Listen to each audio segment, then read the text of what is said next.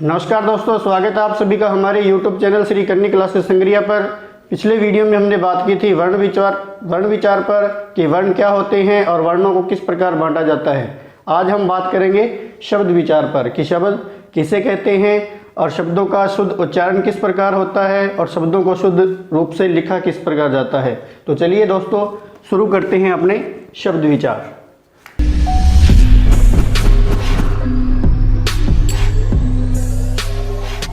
देखिए, सबसे पहले हम बात करें कि हमने बात की थी कि भाषा की सबसे छोटी इकाई, भाषा की सबसे छोटी इकाई, तो भाषा की सबसे छोटी इकाई होती है वर्ण।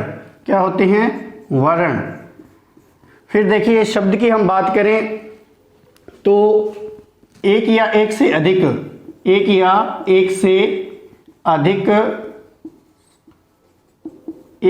से अधिक सार्थक वर्णों के समूह को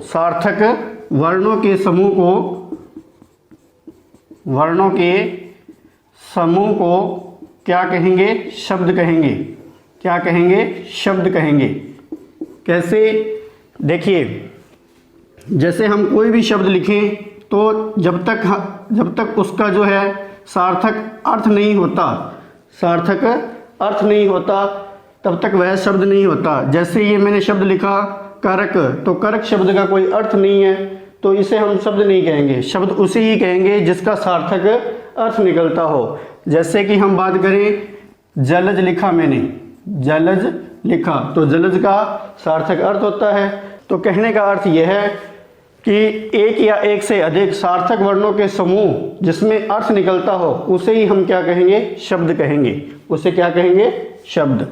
फिर देखो दोस्तों, इन शब्दों को जो है आगे शब्दों के भेद की बात करें अपने, शब्दों के भेद। इन्हें देखिए आगे जो है अलग अलग भागों में बांटा जाता है। उन भागों के अंतर्गत इन्हें 4 भागों में हम बांटते हैं। कितने भागों में? 4 भागों में। सबसे पहले बात आती है उत्पत्ति के आधार पर। किसके आधार पर? उत्पत्ति के आधार पर। उत्पत्ति के आधार का अर्थ क्या हुआ कि शब्दों की जो उत्पत्ति है वो है किस प्रकार हुई है, यानी इसका जो स्रोत है, शब्द का जो स्रोत है वह क्या है। तो उस आधार पर इसे जो है 4 भागों में बांटा जाता है। कितने भागों में? 4 भागों में। सबसे पहले बात आती है इसमें तत्सम शब्दों की। तत्सम शब्द क्या होते हैं? तत्सम शब्द। देखिए, तत्सम शब्द जो है हमारी मूल भाषा के शब्द होते हैं जिसे जो है हिंदी में अपनाया गया है। जैसे हम बात करें मूल भाषा की, तो सबसे पहली वीडियो में हमने यही बात की थी कि मूल भाषा का जब भी हम नाम लेंगे तो संस्कृत भाषा का। किसका? संस्कृत भाषा का। कहने का अर्थ ये कि संस्कृत के वे शब्द जो हिंदी में अपनाए जाते हैं वे क्या कहलाते हैं? तत्सम शब्द कहलाते हैं। जैसे देखिए, हम बात करें अग्नि है, उलूक है, अक्षी है,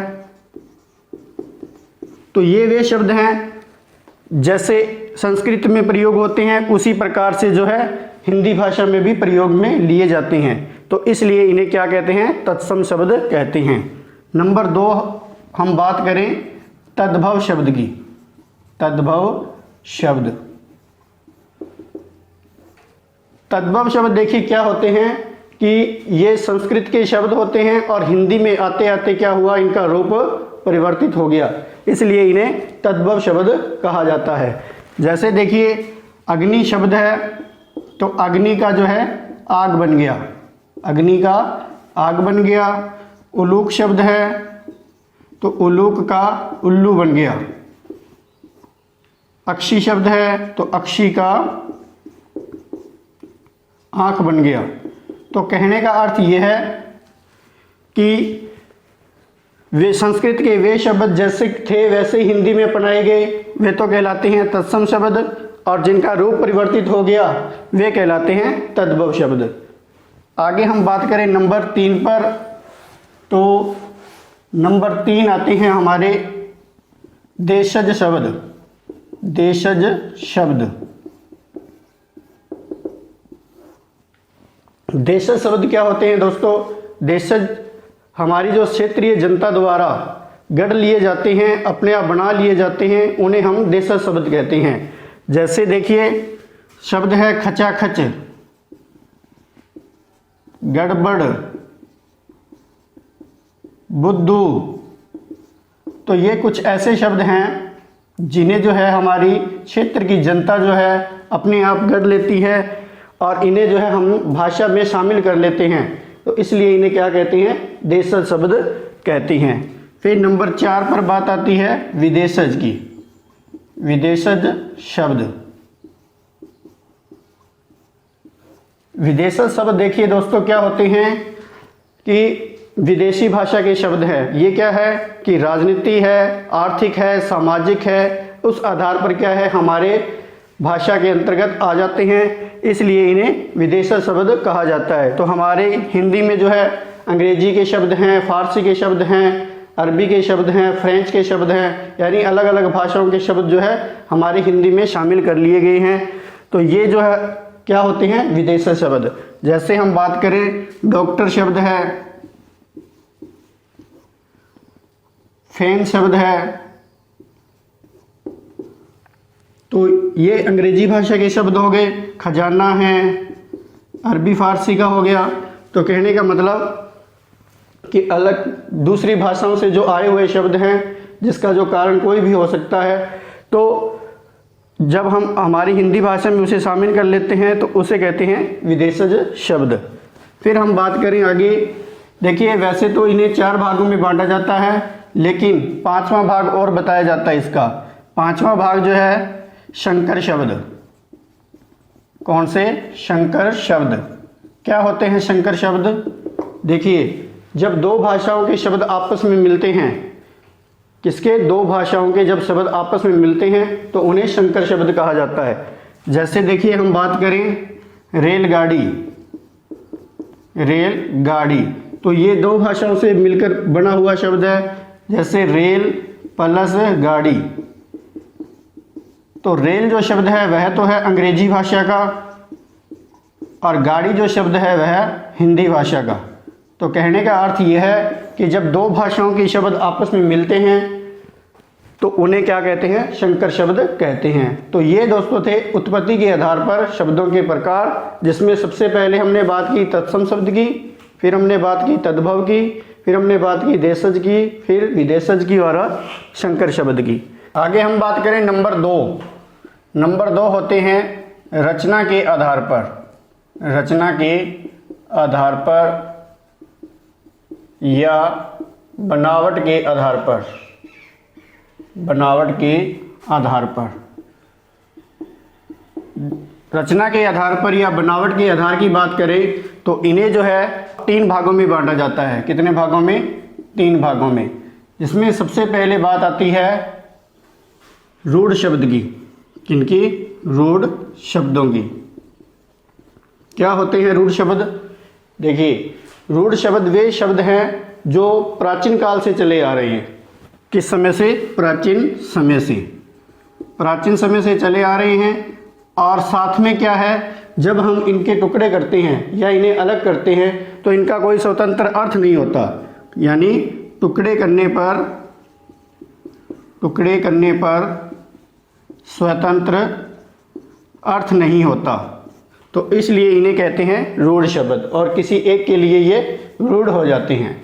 जैसे हम बात करें रोटी शब्द है, दूध शब्द है, तो जब भी हम इन शब्दों के टुकड़े करेंगे तो इनका जो है टुकड़े करने पर कोई अर्थ नहीं होगा और ये एक ही के लिए ही प्रसिद्ध है। रोटी रोटी है, दूध दूध है। तो कहने का मतलब कि वे शब्द जो प्राचीन समय से एक ही के लिए चले आ रहे हैं उन्हें हम कहते हैं रूढ़ शब्द। फिर नंबर 2 बात आती है यौगिक। यौगिक शब्द। यौगिक शब्द देखिए क्या होते हैं, 2 शब्दों से मिलकर बनते हैं। किससे? 2 शब्दों से मिलकर बनते हैं और जब हम इनके टुकड़े करते हैं तो हर शब्द का जो है अलग अलग अर्थ होता है, इसलिए इन्हें कहते हैं यौगिक शब्द। इसके अंतर्गत देखिए हमारे जो संधि शब्द हैं, समास है, उपसर्ग लगे शब्द हैं, प्रत्यय लगे हुए शब्द हैं, ये शामिल किए जाते हैं। जैसे हम बात करें विद्यालय, विद्यालय, तो इसको जब हम अलग अलग बांटेंगे या टुकड़े करेंगे तो इसके टुकड़े होंगे विद्या प्लस आल्य, विद्या प्लस आल्य। तो विद्या का अर्थ अलग है और आल्य का अर्थ अलग है। तो कहने का अर्थ ये कि दो शब्दों से मिलकर बने होते हैं और जब हम इनके टुकड़े करते हैं तो इनका अर्थ भी अलग अलग होता है, इसलिए इन्हें यौगिक शब्द कहते हैं। फिर हम बात करें गजानन, तो गज प्लस आनन, गज प्लस आनन। तो इस तरह जो है ये शब्द जो है यौगिक शब्द कहलाते हैं। फिर नंबर 3 बात आती है योग रूढ़, योग रूढ़ शब्द। क्या होते हैं योग रूढ़ शब्द? कि यौगिक और रूढ़ दोनों मिलकर जो है आपस में जब शब्द बनते हैं तो कहने का अर्थ ये कि ये क्या होते हैं, किसी एक के लिए प्रसिद्ध हो जाते हैं, किसी एक के लिए प्रसिद्ध हो जाते हैं, इसलिए इन्हें योग रूढ़ शब्द कहा जाता है। जैसे हम बात करें देवालय की, देवालय, तो देव के लिए जो आलय, देवालय।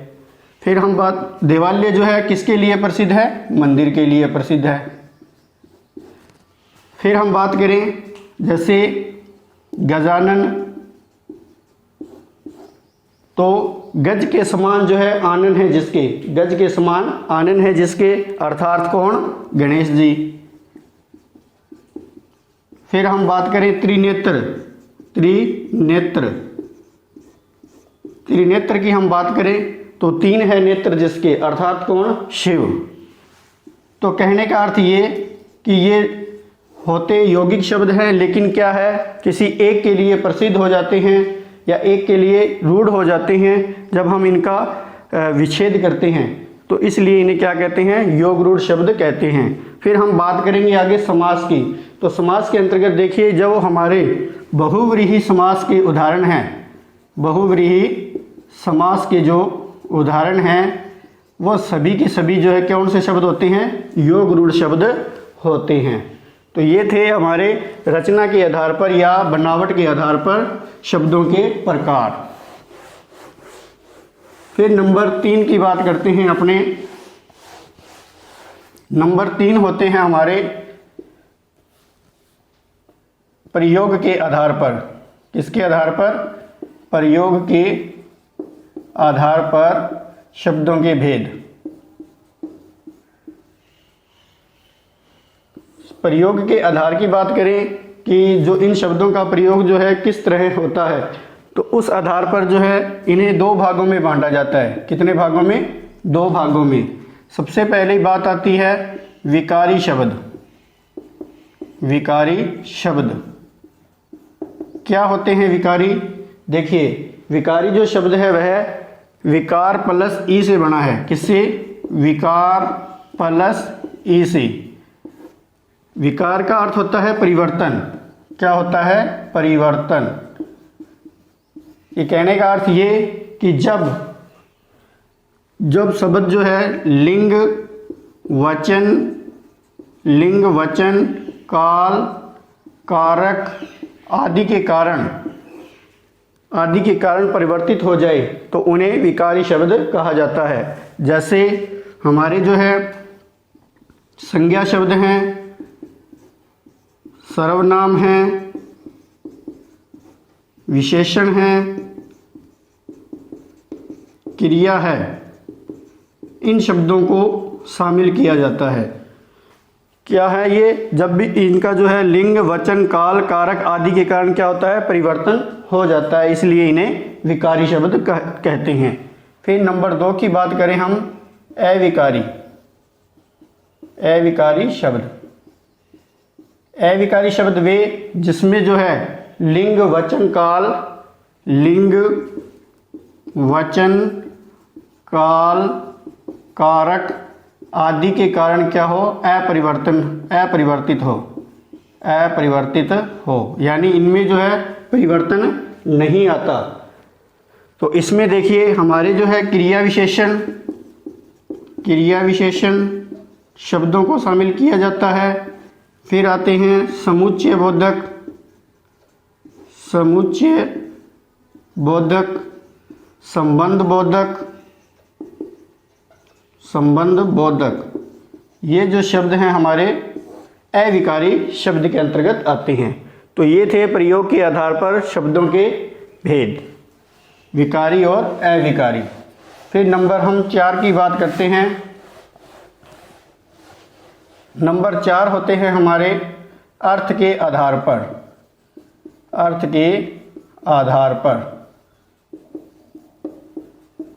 अर्थ के आधार का अर्थ यह होता है कि किस आधार पर जो है इनके अलग अलग अर्थ हों।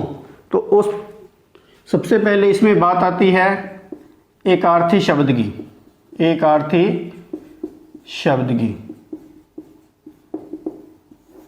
यानी वे शब्द जिनका जो है अर्थ जो है एक हो, उन्हें एकार्थी शब्द कहा जाता है। जैसे हम बात करें दूध,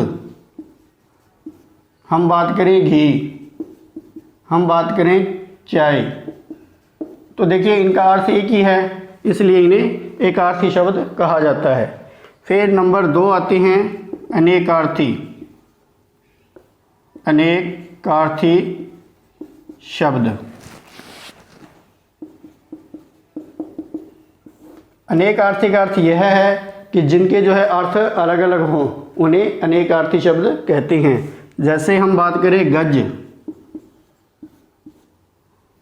या हम बात करें अर्क, तो इनका जो है हर अलग अलग संदर्भ में अलग अलग अर्थ होता है, इसलिए इन्हें अनेकार्थी शब्द कहा जाता है। फिर नंबर 3 आती है बात पर्यायवाची शब्द।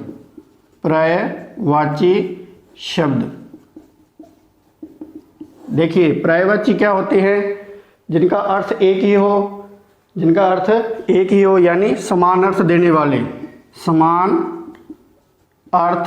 देने वाले शब्दों को पर्यायवाची शब्द कहते हैं। जैसे आग है, अग्नि है, अनल है, हुताशन है। तो ये शब्द देखिए, आग भी वही बात है, अग्नि, अनल, हुताशन एक ही अर्थ देते हैं, इसलिए इन्हें जो है पर्यायवाची शब्द कहा जाता है। फिर देखिए नंबर 4 बात करते हैं हम विलोम शब्द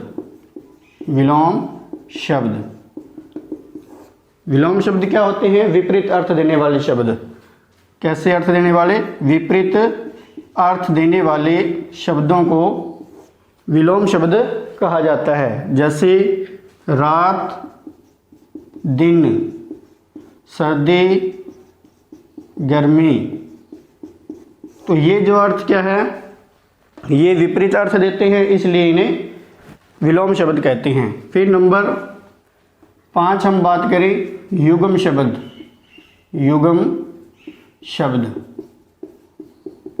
क्या होते हैं युग्म शब्द? देखिए उच्चारण की दृष्टि से तो ये समान होते हैं, लेकिन इनका अर्थ जो है वह अलग अलग होता है, इसलिए इन्हें युग्म शब्द कहा जाता है। जैसे हम बात करें अनल, अनिल, तो अनल का अर्थ होता है आग और अनिल का अर्थ होता है हवा। तो ये जो शब्द होते हैं हमारे युग्म शब्द कहलाते हैं। फिर देखिए आगे दोस्तों हम बात करें नंबर 6 की, तो नंबर 6 होते हैं ध्वन्यार्थक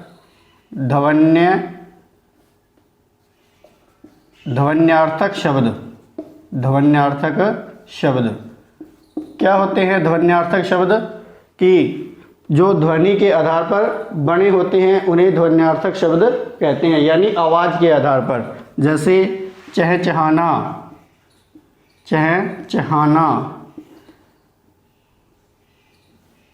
भिनभिनाना। तो कहने का अर्थ ये कि जो ध्वनि के आधार पर बने होते शब्द हैं उन्हें ध्वन्यार्थक शब्द कहा जाता है। फिर नंबर 7 बात आती है वाक्यांश के लिए एक शब्द, वाक्यांश के लिए एक शब्द। वाक्यांश के लिए एक शब्द की बात करें हम तो देखिए, जिसका कोई शत्रु ना हो, जिसका कोई शत्रु न हो, उसे कहते हैं अजात शत्रु, अजात शत्रु। तो कहने का अर्थ ये कि जब वाक्य का अंश हो और उसके लिए हम एक ही शब्द का प्रयोग करें तो उन्हें कहते हैं वाक्यांश के लिए एक शब्द। तो देखो दोस्तों, उसके बाद जो है इसमें मुहावरे हैं या लोकोक्तियाँ हैं या कहावतें हैं, उन्हें भी जो है इसमें शामिल किया जाता है। तो ये थी बात अर्थ के आधार पर शब्दों के भेद की। तो दोस्तों, आज हमने बात की शब्द विचार की, शब्द का अर्थ क्या होता है और उसके जो है भेद वह किस प्रकार रहते हैं। तो आज के लिए दोस्तों इतना ही, धन्यवाद।